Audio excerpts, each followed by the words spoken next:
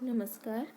पिछले वीडियो में हमने पुर्तगालियों के पतन के कारणों और पुर्तगालियों के भारत में आगमन के कारण क्या परिणाम हमें देखने को मिलते हैं उसके बारे में चर्चा की। आज हम दूसरी यूरोपीय company Dutch east India company के बारे में चर्चा करने वाले हैं, जो कि भारत व्यापार के लिए आती है। डच इंडिया कंपनी के बारे में जब हम बात कर रहे हैं तो हमें इसके बैकग्राउंड को जब पहले समझना है, तो इसका बैकग्राउंड हम समझने की कोशिश कर रहे हैं, क्योंकि हमने देखा कि 16th सेंचुरी जो है वो कहीं ना कहीं पुर्तगालियों के पतन का दौर होता है। लेकिन 16th सेंचुरी में स्पाइस ट्रेड यानी कि मसालों का व्यापार जो होता है वो यूरोप में बहुत ज़्यादा ग्रो कर रहा होता है। लेकिन साइमल्टेनियसली, क्योंकि पुर्तगीज़ का डाउनफॉल का टाइम है, तो पुर्तगीज़ जो हैं वो इस बढ़ते हुए मसालों की डिमांड को मीट नहीं कर पाते हैं, जिस वजह से प्राइजेस बढ़ जाती हैं, यानी कि गरम मसालों की जो कीमतें हैं वो बढ़ जाती हैं। दूसरी तरफ एक और एस्पेक्ट हम इस समय पर देखते हैं, वो ये है कि पुर्तगाल का स्पेन में विलय हो जाता है 1518 में, जैसा कि हमने लास्ट वीडियो में भी बात की थी। और जब पुर्तगाल का स्पेन में विलय हो जाता है तो उसी वक्त यूरोपीय इतिहास में यह घटना घटती है कि डच जो हैं वो स्पेन के साथ इस समय पे युद्धरत होते हैं। तो डच रिपब्लिक जो है वो इस मोमेंट पर इस स्पाइस ट्रेड में यानी कि मसालों के व्यापार में इंटरवीन करती है, अपना हस्तक्षेप जो है वो करती है। तो इस समय अगर हम डच की बात कर रहे हैं, डच मेनली जो कहा गया है वो हॉलैंड को कहा गया है। ये पुर्तगाल का ही एक निकटवर्ती देश है।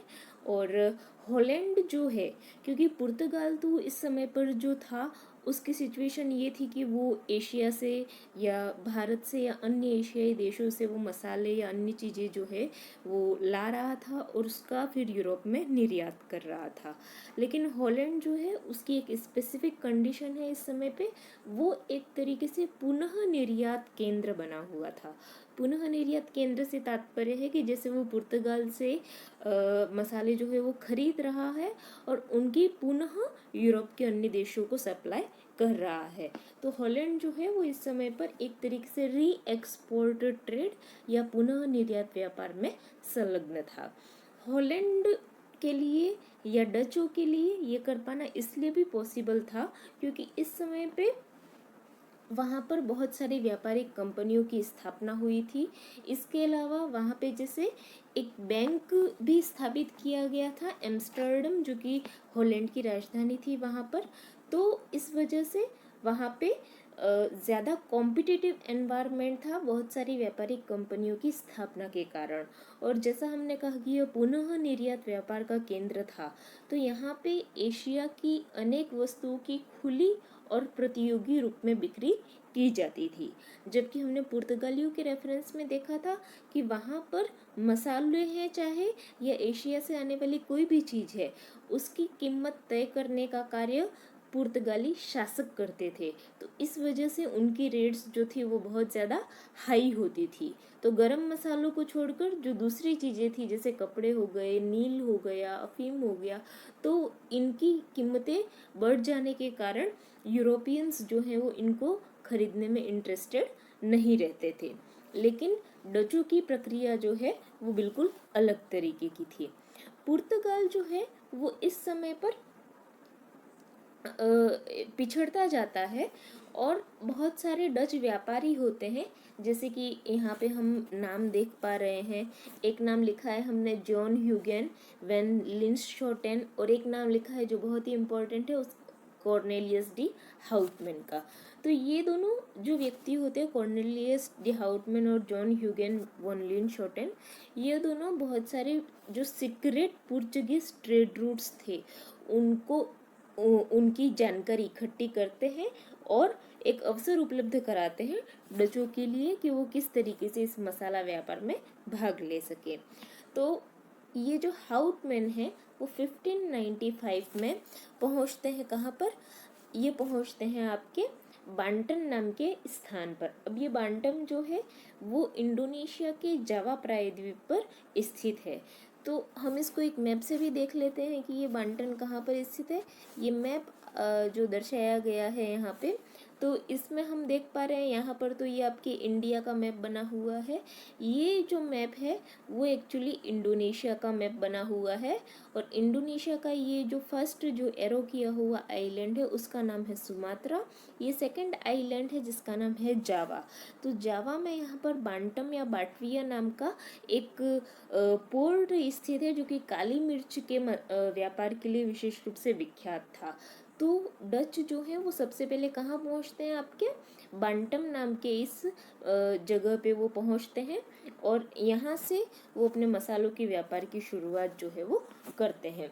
तो ये हमने बात की कि किस तरीके से पोर्चुगीज़ जो है वो जावा में पहुँच करके, इंडोनेशिया में पहुँच करके मसालों के व्यापार में भाग लेना शुरू करते हैं 1602 में। लेकिन क्या होता है, अभी तक जितने भी डच व्यापारी जो थे वो व्यापार कर रहे थे तो उनकी अलग अलग छोटी छोटी कंपनियां थी, क्योंकि पुर्तगाल की जो शासन व्यवस्था है और डचों की जो शासन व्यवस्था है वो बिल्कुल ही अलग है।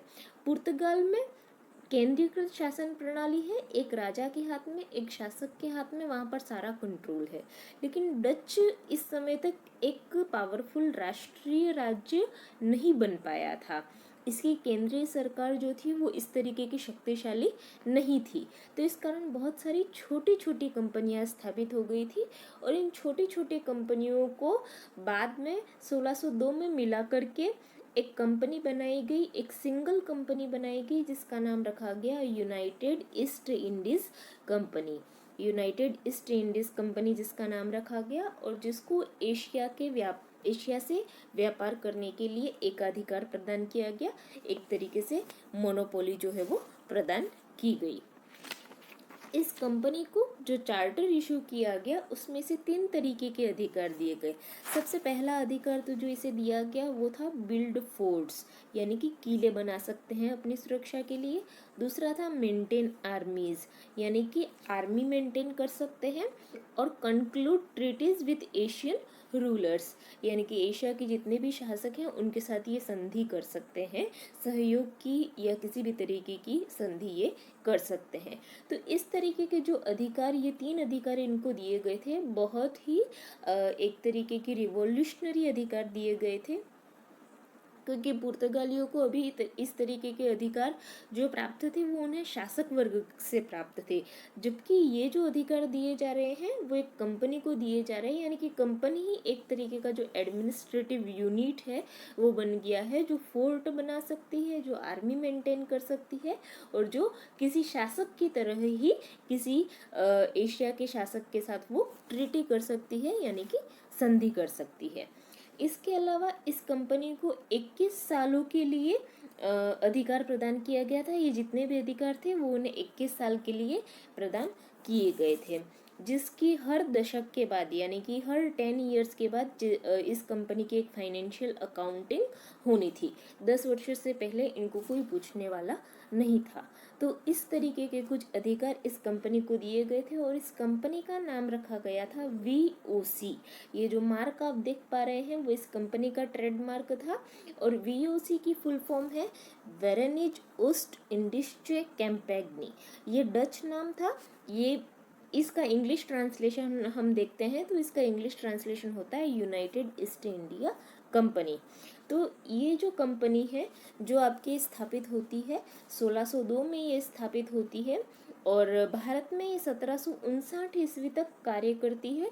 लेकिन इसका जो ये जो कंपनी है, क्योंकि हमने देखा कि इनका जो प्राइमरी कंसंट्रेशन है वो आपकी इंडोनेशिया में, जावा में सबसे पहले ये जैसे बाटविया में अपना पोर्ट जो है वहाँ पे अधिकार करने की कोशिश कर रहे हैं।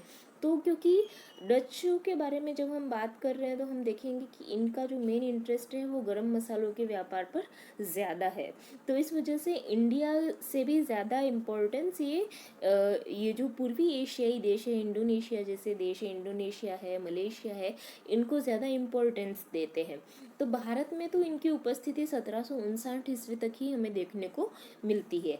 लेकिन ये जो कंपनी जो बनी थी VOC वेरेनिज ईस्ट इंडस्ट्री कंपनी, वो 1799 ईस्वी तक कायम रहती है। इस कंपनी को, जैसे हमने कहा कि ये कंपनी जो है, इसका डच नाम था वेरेनिज ईस्ट इंडस्ट्री कंपनी VOC, और इसका इंग्लिश ट्रांसलेशन है United East India Company of Netherland, जिसे 3 तरीके के अधिकार दिए गए।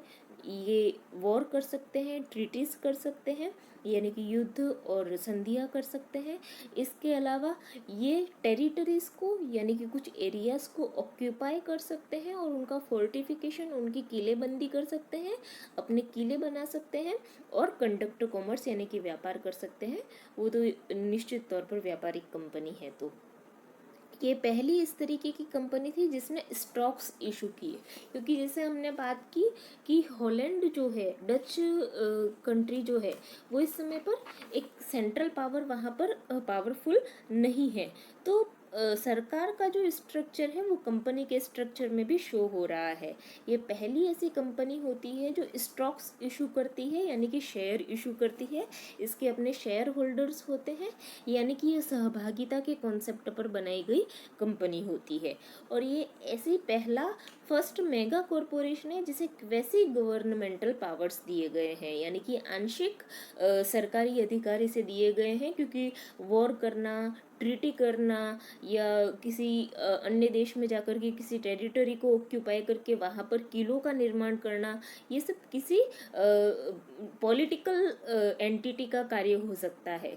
लेकिन यहाँ पे हम देख रहे हैं कि कंपनी को इस तरीके के अधिकार जो है वो दिए गए हैं। तो ये हमने समझा इस वीडियो में कि किस तरीके से डच कंपनी की जो स्थापना होती है, उसका स्ट्रक्चर जो है वो किस तरीके से पुर्तगालियों से अलग है, और उसका स्ट्रक्चर अलग होने की वजह क्या है, और उसका स्ट्रक्चर अलग होने का इम्पैक्ट क्या आता है, इसके बारे में हम अगले वीडियो में चर्चा करेंगे। और किस तरीके से भारत में इनकी क्या प्रेजेंस होती है, भारत में किस तरीके से व्यापार करते हैं, और अन्य कंपनियों से इनका किस तरीके से स्ट्रगल होता है, उसके बारे में हम अगले वीडियो में चर्चा करेंगे।